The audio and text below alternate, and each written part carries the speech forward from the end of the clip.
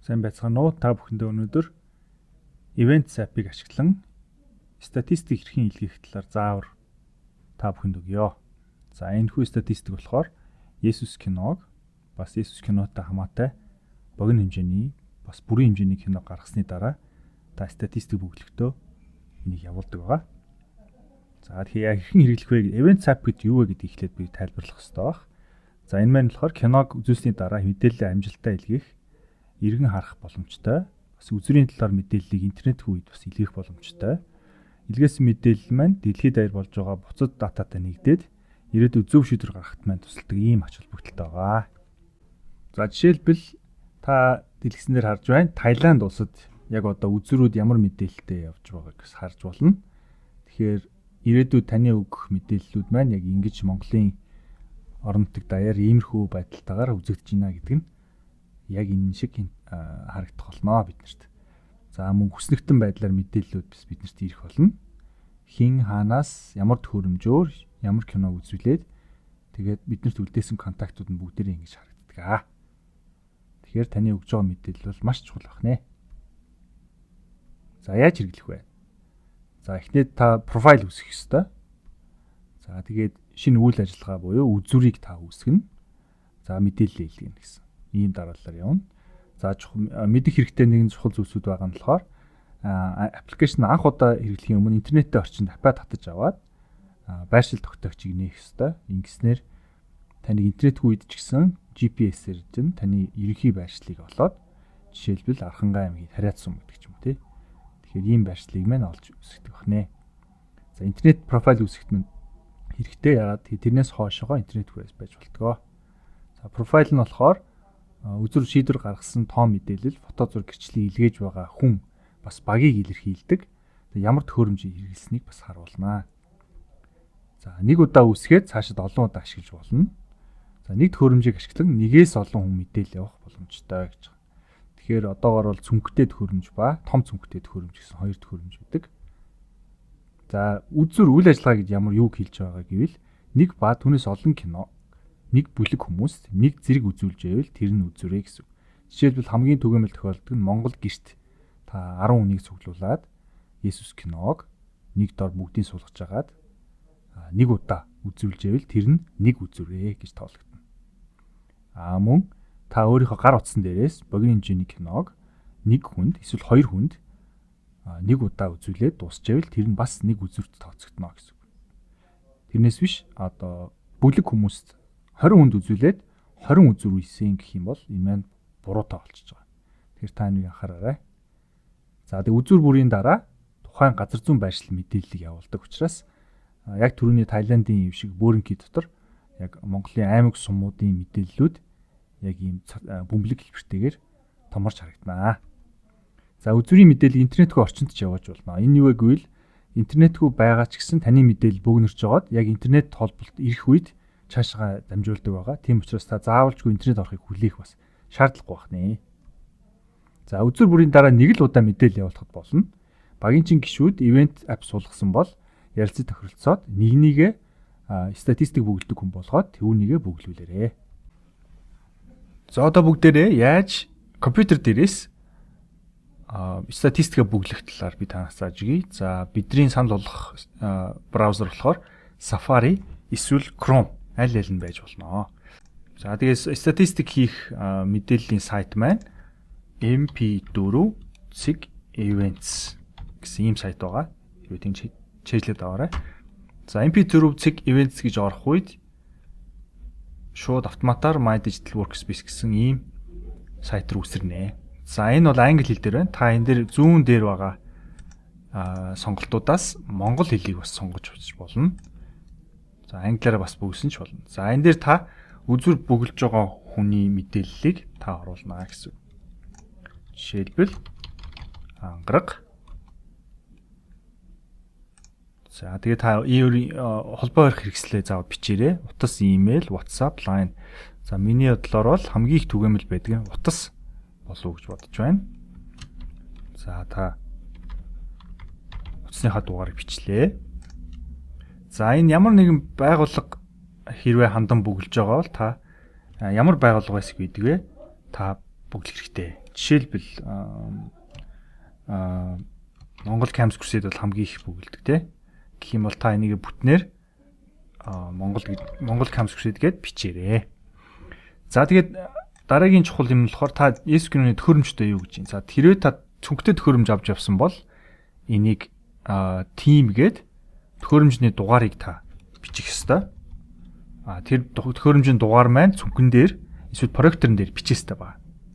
Та бас QR-ыг уншуулад төхөөрөмжийн дугаарыг бас мэдэж болно. Ер нь бүх төхөөрөмжн дээр дугаар байгаа. За үгүй гэх юм бол та өөрийнхөө жишээлбэл гар утаснаас Есүс киноны аппликейшн ашиглаад өөрийнхөө утсан дээрээс кино үзүүлж болно. Тэгэх юм бол та төхөөрөмжгүй гэд үгүй гэдгийг сонгоод цаашаа явна. Энэ удаад бид нэр төхөөрөмжийг сонгоод цаашаа явна. За тэгээ хадгалах гэх үед таны профайл ингээ үүсчихэж байгаа. За шинэ үйл ажиллагаа буюу үзүр эхлүүлэх. За эхлээд буюу өөрийнхөө олон профайлтай байж болно те. Тэгэхээр би одоогоор бол нэг л профайл үүсгэсэн учраас ангараг гэдэг профайл цаашаа явъя. За үзэгчийн тоо гэж байна. За жишээлбэл би гэрт 20 хүнд үзүүлсэн. Эсвэл би зааланд 100 хүнд үзүүлсэн ч байж болно. Тэгэхээр ямар ч үзэгчийн тоог та нарийн аваад за хөтөлбөр үйл ажиллагаа дууссаны дараа хэдэн хүн Есүст итгэсэн бэ гэдгийг та бичиж болно гэсэн үг. За жишээлбэл 2 хүн саяны 20 хүнээс итгэхээр шийдсэн байна гэж болно.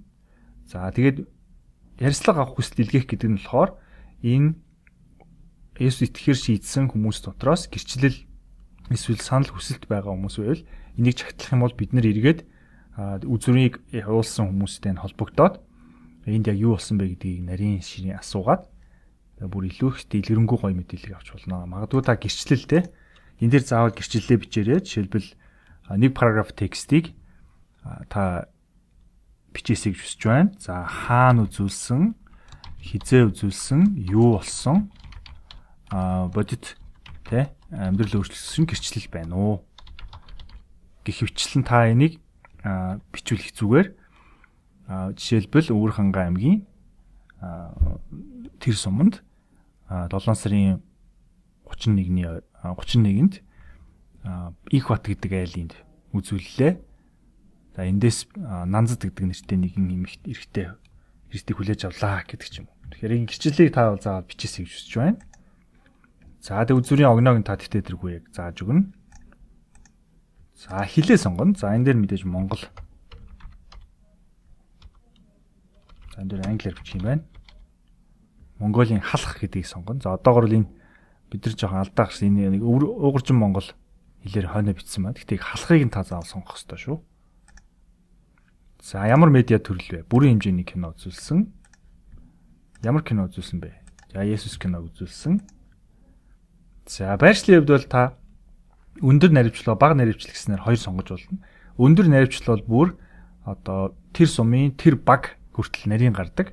Бага наривчлал гэх юм бол энэ маань яг тэр сумын нэг хэсэг нэлээд том хэсгийг хамраад бага наривчлалд гардаг. Энэ нь ямар зорилготой вэ гэвэл жишээлбэл хаалттай улс орнуудад үзүүлэх үед бага наривчлалаар явсан дээр үүдэг. Яагаад гэвэл өндөр наривчлал явах юм бол бүр байшин савыг нь хүртэл заагаад өгчдөг учраас хамаагүй яаж болтгүй бах нэ. За тэгээ байршил олох дээр та хариуд гарах юм бол таны байршлыг GPS-ээр координат ингээ гаргаад ирнэ.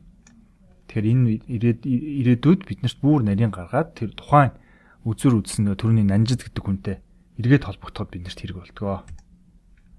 За мэдээж та зураг авсан байх. Тэгвэл тэр зургаа бас ингээл хавсаргаж бас болно. За зургийнхаа тайлбарыг бас бийж болно. Жишээлбэл төрний 20 үзсэн хүн энэ байна. Гэрээзээ энэ байна. За энэ юм байна. За нэмэлт фото гэдэг хэдэн ч фото оруулж болох нэ. За бүгдээрээ цаашаа явахын тулд хадгалах дараад за үйл ажиллагааг хадгалаад хэрвээ та үйл ажиллагааг мэдээллийг илгээх тарчих юм бол цаашаа яваад өгнө гэсэн үг. Тийм учраас та шаан шалгаад явуулаарай. Тэгээд хэрвээ та тест хийж зөвхөн хүнийг зааж өгж байгаа бол энэ мэдээллийг илгээж болохгүй. Яагаад гэвэл энэ жинхнээсээ явчих учраас та энэ мэдээллийг хэрвээ хийж өгж байгаа бол хин нэг зааж өгж байгаа бол заавалчгүй баруун дээр байсан тест гэдэг дээр нь заавал дарж иж цаашаа явдаг бах нэ. За одоо та бүхэнд хамгийн хэрэглэгдэг гар утсан дээр хэрхэн мэдээлэл бүглэх талаар зааж өгье. Мэдээж та Safari руу орно. Safari руу орсны дараа яг адилхан MP4 events гэж бичнэ. За энэ үед таны утсан дээрх браузер шууд түрүүний My Digital Workspace руу үсэрнэ. Тэгэхээр бүх зүйлүүд маань яг адилхан утсан дээр эсвэл компьютер дээр бүх зүйл нь ижилхэн байгаа. Нэмэлтээр нэгэн зүйл шинээр зааж өгөх юм бол хэрвээ та байнга хэрэгэлдэг эсвэл үе үе хэрэгэлдэг бол та өөрийнхөө утсан дээр энэ event app-ыг app хэлбэр шиг харагдуулаад хадгалж бас болдог. Жишээлбэл Safari-гаас та share button дээр нь дараад доошоо явуулаад add to home screen. Энийг дарах юм бол та өөрөө нэрээ сонгоод яг энтэй адилхан аппликейшн маягаар хийж болдог болох нэ. Тэгэх юм бол та заавалчгүй Safari руу ороод event MP4 үзэг events гэдгийг бичих шаардлагагүй. Нэг хадгалчих юм бол энэ үргэлж эндээ хадгалаатай байх болно. За Android-ийн утаснаар мөн ялгаа байхгүй. Chrome дээр бас үнийг хийж болтгоо.